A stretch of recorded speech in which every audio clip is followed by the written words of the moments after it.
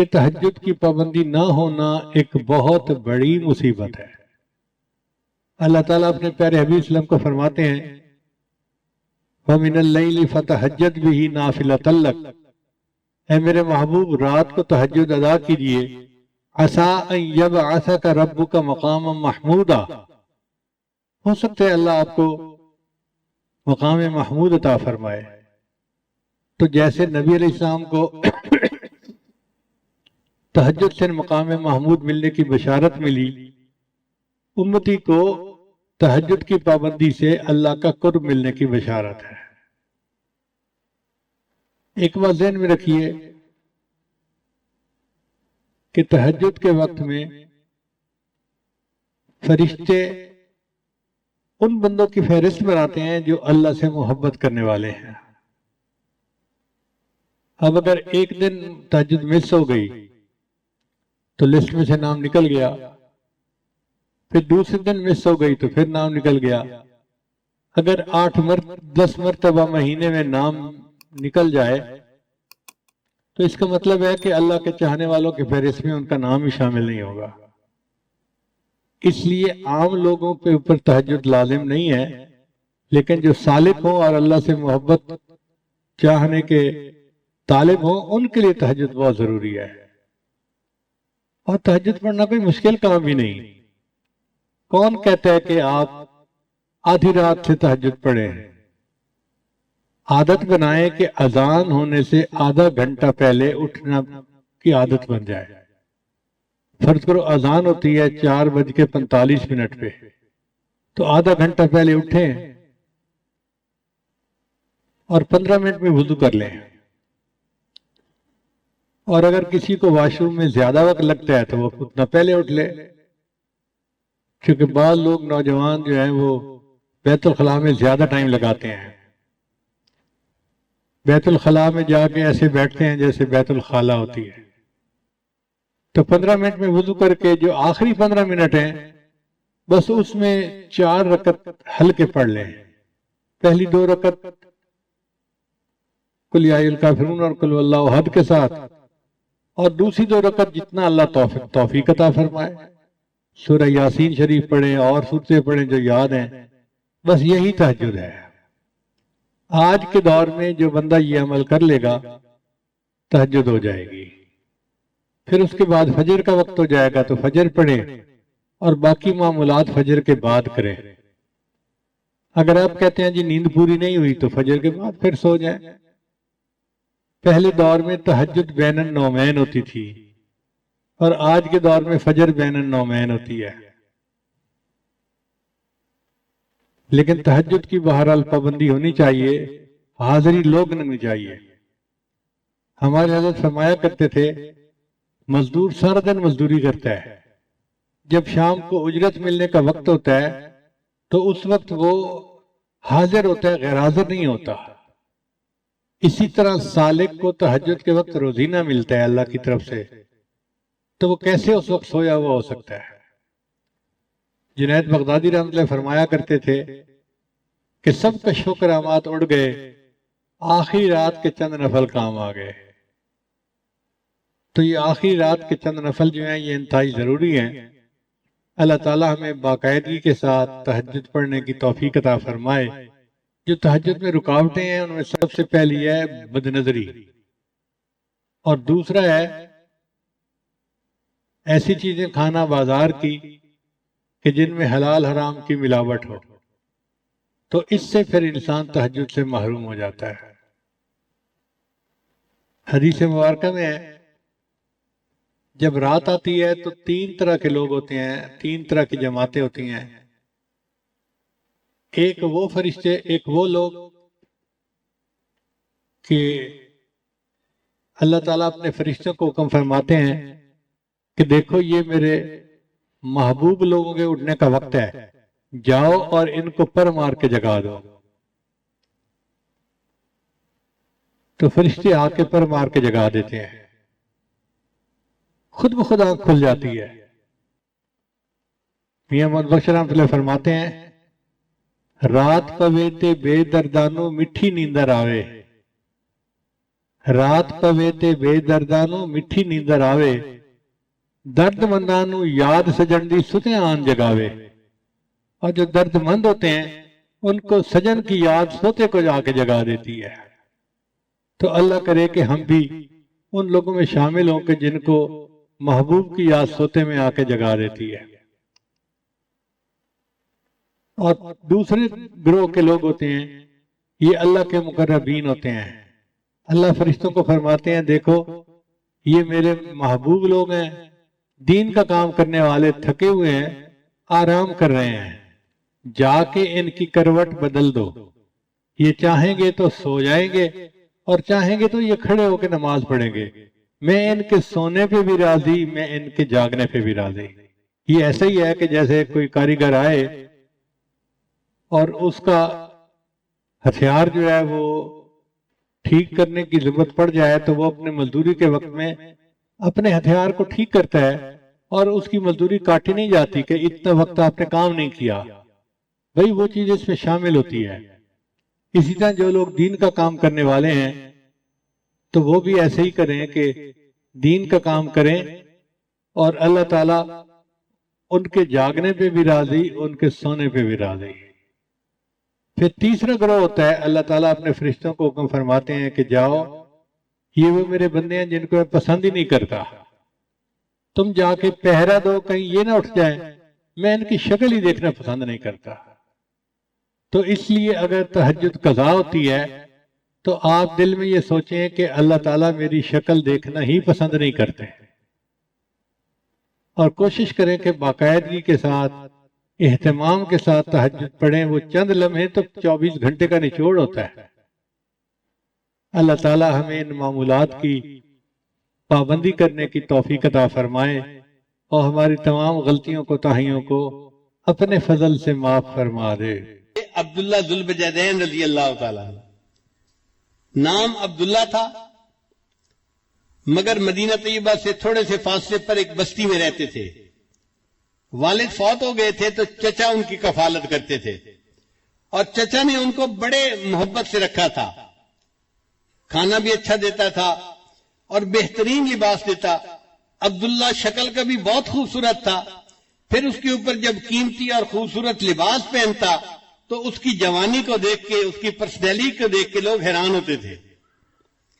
چنانچہ عبداللہ جب مدینہ طیبہ آتا تو لوگ حیران ہو کے اس کو دیکھتے تھے کہ کتنا خوبصورت نوجوان ہے اور کتنے اچھے کپڑے اس نے پہنے ہوئے ہیں۔ اللہ کی شان دیکھیں کہ عبداللہ نبی اسلام کی خدمت میں حاضر ہو گیا اور اس نے کلمہ پڑھ لیا۔ اب جب واپس گھر گیا تو چاہتا تو وہ تھا کہ میں نبی اسلام کی محبت کو چھپاؤں، مگر محبت چھپانے سے چھپتی نہیں ہے۔ ایک دم بھی محبت چھپ نہ سکی جب تیرا کسی نے نام لیا۔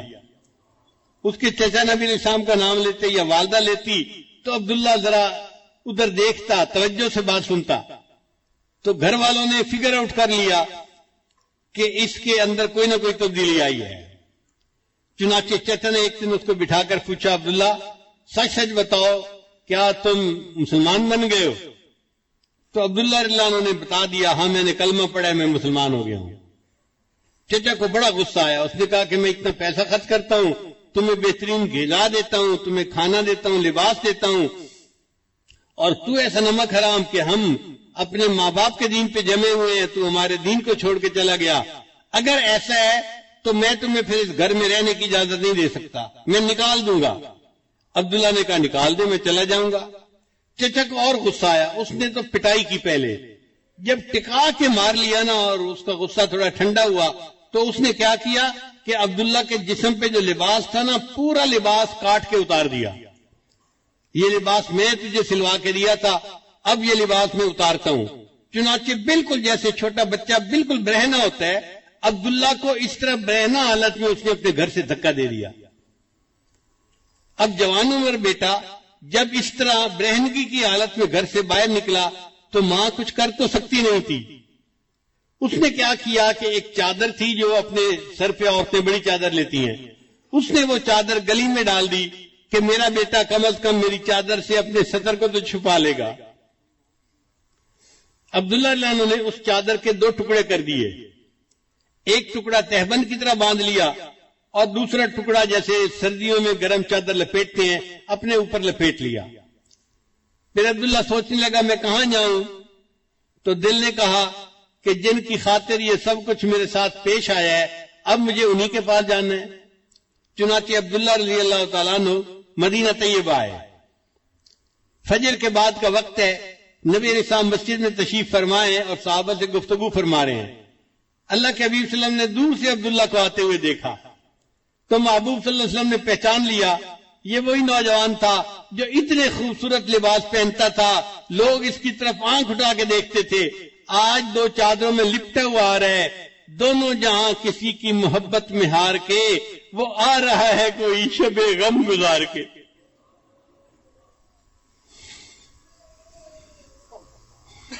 جب عبداللہ عنہ آئے تو نبی علیہ السلام نے پوچھا عبداللہ کیا معاملہ پیش آیا؟ انہوں نے بتایا کہ مجھے اتنی پٹائی ہوئی, اپنے زخم کو نشان دکھائے اور میرے تو کپڑے بھی اتار لیے گئے اور یہ والدہ کی چادر ہے جس میں کہ میں اپنے جسم لپیٹ کے آپ کے پاس حاضر ہو گیا ہوں. تو نبی علیہ السلام نے فرمایا اچھا عبداللہ یہ جو اصحاب صفہ ہیں نا مسجد میں جو مہاجرین ہیں جو دین سیکھنے والے ہیں تم بھی ان کے ساتھ وقت گزارو.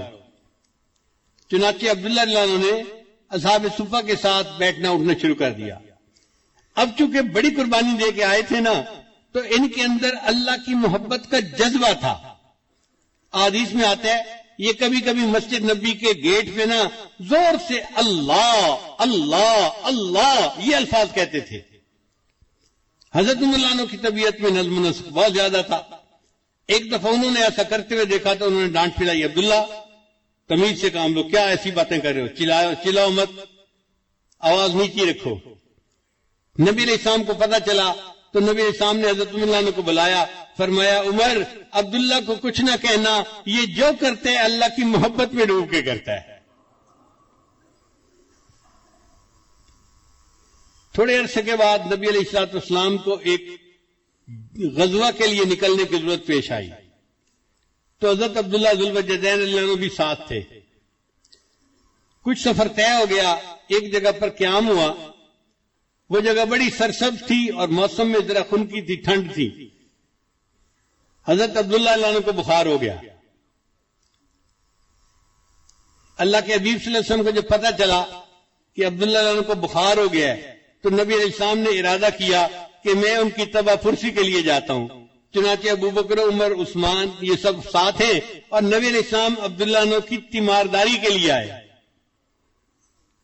اچھا بخار تیز تھا اور عبداللہ رضی اللہ عنہ بس لیٹے ہوئے تھے آنکھیں بند کر کے.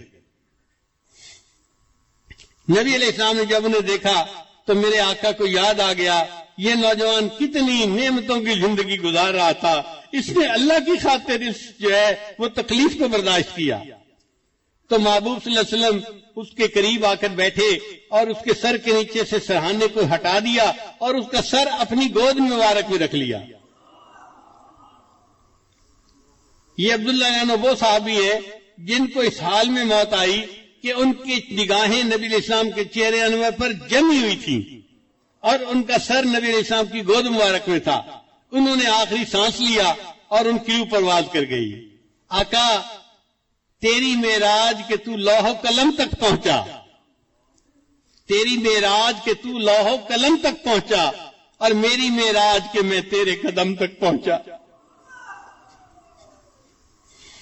یہ عبداللہ عنہ وہ صحابی تھے کہ جن کو نبی علیہ السلام کی مبارک گود کے اندر موت آئی. نبی علیہ السلام نے فرمایا کہ عبداللہ کو نہلا دو اور تیار کر دو. پھر نبی علیہ السلام کی جو اپنی چادر مبارک تھی نا نبی علیہ السلام نے وہ چادر دی اور صحابی سے فرمایا کہ عبداللہ کو کسی اور کپڑے میں کفن نہیں دینا, میری چادر کا کفن دینا ہے. اللہ کی قدردانی دیکھیے, جس جسم کو اللہ کے لیے ننگا کیا گیا آج اللہ اس بدن کو محبوب کی چادر سے ڈھانپ رہے ہیں. ان کو محبوب صلی اللہ علیہ وسلم کی چادر کا کفن مل رہا ہے. نبی علیہ السلام نے نماز جنازہ پڑھائی, پھر عبداللہ عنہ کو لے کر گئے قبرستان میں دفن کرنے کے لیے. شریعت کا حکم ہے کہ میت کا جو سب سے قریبی بندہ ہونا وہ قبر میں اترے میت کو زمین پہ رکھنے کے لیے. اب عبداللہ کا تو کوئی رشتہ دار تھا ہی نہیں وہاں، تو نبی علیہ السلام نے فرمایا کہ عبداللہ کو قبر میں میں اتاروں گا۔ چنانچہ حدیث پاک میں آتا ہے کہ نبی علیہ السلام عبداللہ عنہ کی قبر میں نیچے اترے اور آپ نے اپنے دونوں مبارک ہاتھوں میں ان کی میت کو لیا اور اپنی امانت کو زمین کے سپرد کر دیا۔ پھر ان کی میت کو زمین پر رکھتے ہوئے نبی علیہ السلام نے ایک بات کہی، اس بات کو سن کے تو عمر لانو وجد میں آ گئے۔ کیا بات کہی؟ نبی علیہ السلام نے یہ بات کہی، اے اللہ میں عبداللہ سے راضی ہوں، تو بھی عبداللہ سے راضی ہو جانا۔ حضرت عمر لانو یہ واقعہ سنایا کرتے تھے اور تمنا کیا کرتے تھے کاش عبداللہ کی جگہ عمر الخطاب کی لاش ہوتی اور محبوب یہ فرماتے اے اللہ میں اس سے راضی ہوں، تو بھی اس سے راضی ہو جانا۔ اللہ کی قدردانی کی انتہا دیکھیے۔ اللہ کرے کہ ہمیں اللہ تعالیٰ اپنی ایسی محبت عطا فرمائے کہ ہمارا دل اللہ کی محبت سے بھر جائے، ہمارا اٹھنا بیٹھنا چلنا پھرنا کھانا پینا سب کچھ اللہ